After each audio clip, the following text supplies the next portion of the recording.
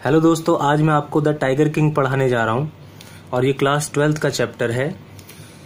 तो इस कहानी में होता क्या है कि एक महाराजा होता है और जब वो पैदा होता है तो कुछ ज्योतिषी आते हैं उस दरबार में और वो भविष्यवाणी करते हैं कि ये जो बच्चा है ये 100वें टाइगर के द्वारा मारा जाएगा, क्योंकि इसकी जो राशि है वृषभ के अनुसार बाघ यानी टाइगर और जो बुल होते हैं वो आपस में शत्रु होते हैं।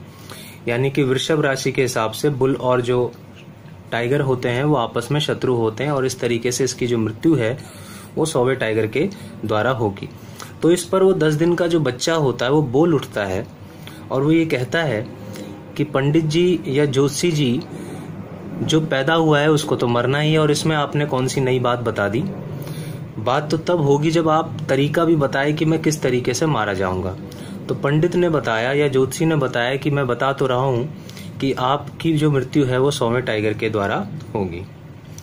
तो उसी समय उस 10 दिन के बच्चे ने एक भयानक आवाज में कहा कि भाई खबरदार टाइगर्स।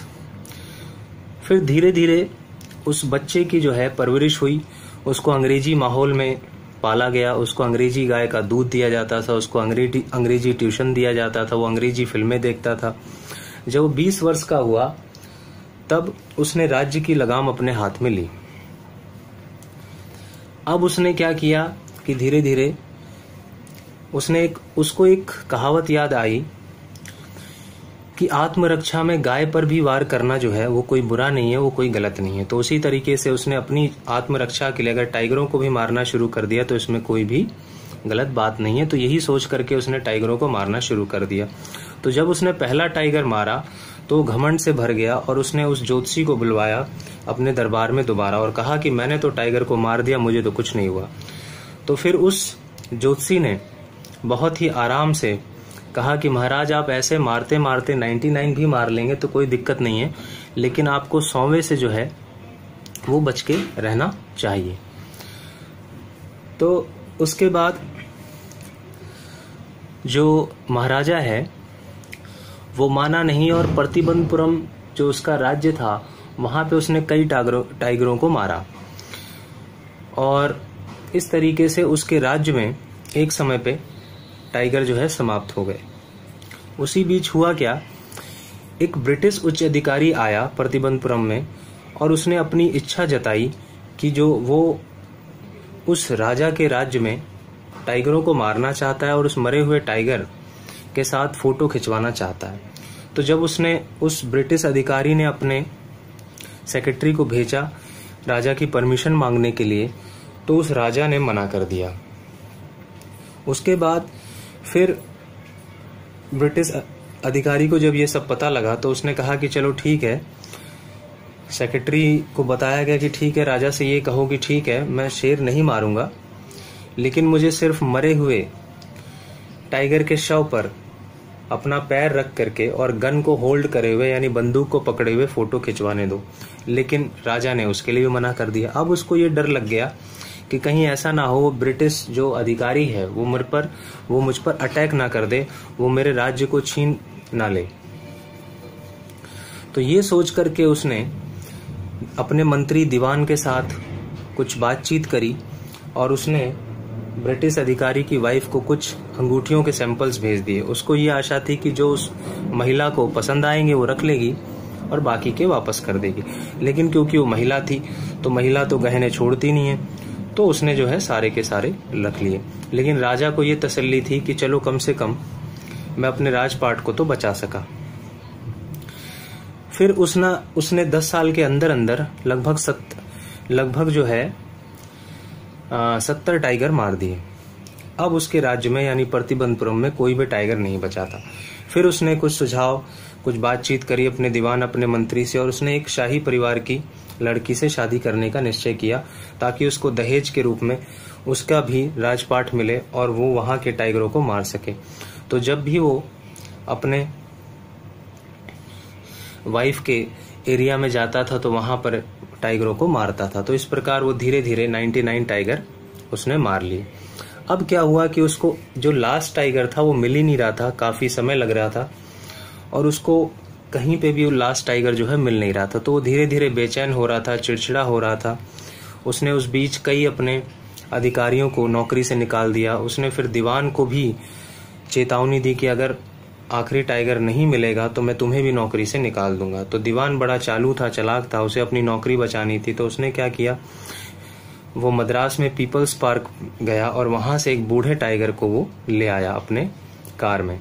उसको तो ये मालूम ही था कि राजा किस जंगल में शिकार के लिए आया हुआ है, तो उसने उस टाइगर को वहीं छोड़ दिया। जब राजा ने उस टाइगर को देखा तो बड़ा खुश हुआ और उसने उस बूढ़े टाइगर पर गोली चला दी। लेकिन क्योंकि वो बूढ़ा था तो वो उस गोली की आवाज को सुनकर ही बेहोश हो गया। फिर राजा ने सैनिकों को कहा कि इसको उठाओ और जुलूस निकालो इसका, और मेरी वीर गाथा की जो है जयगान करते हुए इस राज्य में निकालो या उसका जुलूस निकालो।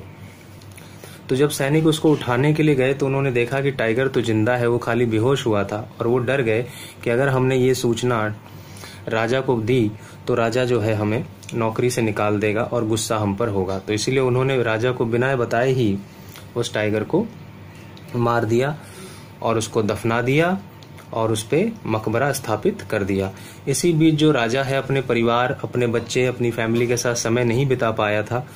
तो उसके बच्चे का तीसरा जन्मदिन था, तो उसको समझ नहीं आ रहा था कि मैं अपने बच्चे को क्या उपहार दूं।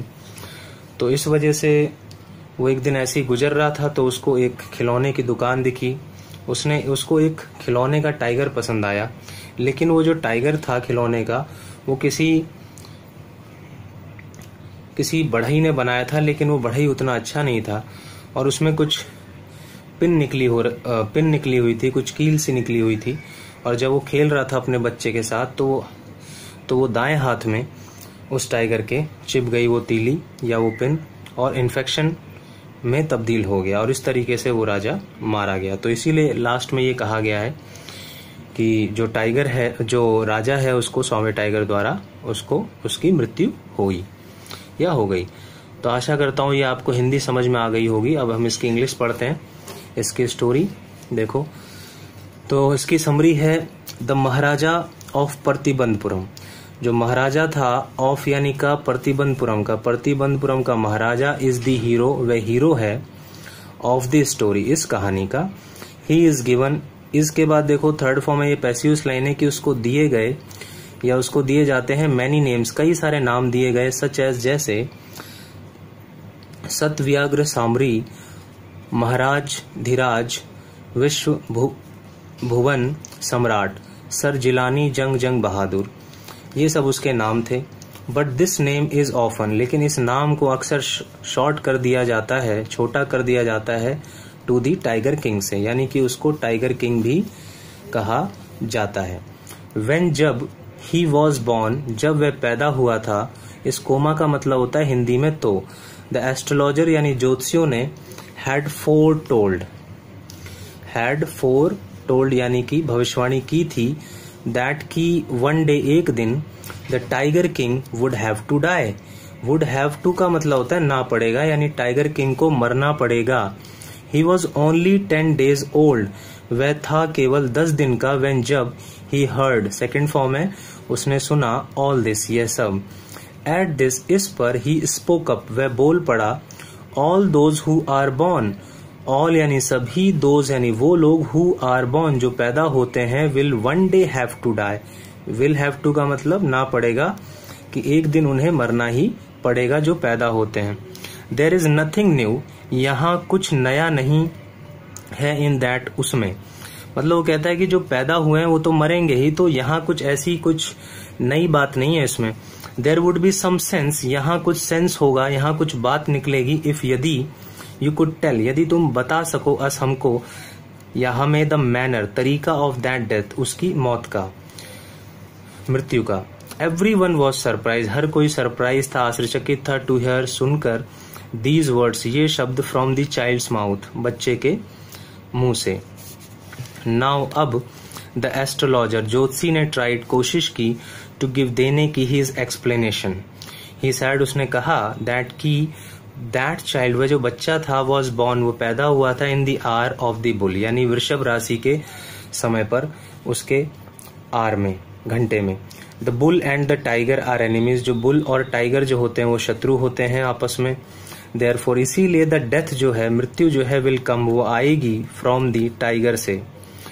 ऑन हेयरिंग दिस, ऑन पर हेयरिंग दिस, ये सुनने पर, he was not at all, at all होता है बिल्कुल भी, वह नहीं था बिल्कुल भी अफ्रेड, डरा हुआ, रेदर बल्कि ही स्पोक, वह उसने बोला, इन टेरिफाइंग वॉइस में, एक भयानक आवाज में बोला, लेट टाइगर्स बीवेयर, की खबरदार tigers. When the young Prince, जब वो जवान राजकुमार ग्रू, बड़ा हुआ, टॉलर हुआ, एंड स्ट्रॉन्गर, लंबा और ताकतवर हुआ, डे बाय डे, दिन प्रतिदिन, तो द बॉय ड्रैंक, वो जो लड़का था, वो जो बच्चा था, वो पीता था milk of an English cow, का अंग्रेजी गाय का। He was brought up, was के बाद देखो ब्रॉट अप थर्ड फॉर्म है, ये पैसिव लाइन है। ब्रॉट अप का मतलब होता है पालन पोषण, यानी उसको पाला पोषा गया, बाई एन इंग्लिश नर्स द्वारा, अंग्रेज नर्स द्वारा। ही वॉज गिवन, देखो वॉज के बाद फिर थर्ड फॉर्म है, ये भी पैसिव लाइन है। उसको दिया जाता था इंग्लिश ट्यूशन। ही वॉच्ड, वह देखता था English movies. At the age of 20, 20 साल की उम्र में, ही टुक, सेकेंड फॉर्म है टेक की टुक, उसने लिया, रीन मतलब लगाम, ऑफ द स्टेट यानी राज्य की, इन हिज हैंड्स, अपने हाथों में। देयर, वहां, वर थे सेवरल यानी कई सारे, फॉरेस्ट थे, कई सारे जंगल थे, इन दी प्रतिबंधपुरम स्टेट में यानी राज्य में। द फॉरेस्ट हैड टाइगर्स, उस जंगल में टाइगर्स थे, बाघ थे।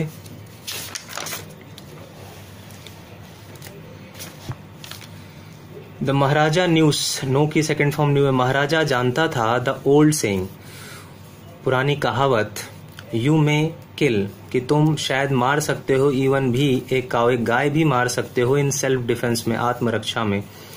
देयर, क्योंकि गाय को मारना पाप माना जाता है भारत में, लेकिन वो ये कहा जाता है कि भाई अपनी आत्मरक्षा में, अगर गाय आप पर अटैक करिए तो आप उस पे भी सेल्फ डिफेंस में आप उसको मार सकते हैं। देयर कुड सर्टेनली मतलब अवश्य, यहाँ अवश्य ही, नो ऑब्जेक्शन, कोई ऑब्जेक्शन नहीं होगा, कोई दिक्कत नहीं होगी, फॉर किलिंग, मारने के लिए टाइगर्स को, इन सेल्फ डिफेंस में। आफ्टर दैट, उसके बाद, द महाराजा स्टार्टेड, महाराजा ने शुरू कर दिया, किलिंग, मारना, टाइगर को, वन बाय वन, एक एक करके। व्हेन, जब, ही किल्ड, उसने मारा, हिज फर्स्ट टाइगर, इस कोमा का मतलब होता है तो, ही गॉट एक्साइटेड, वो एक्साइटेड हो गया, वो उत्तेजित हो गया।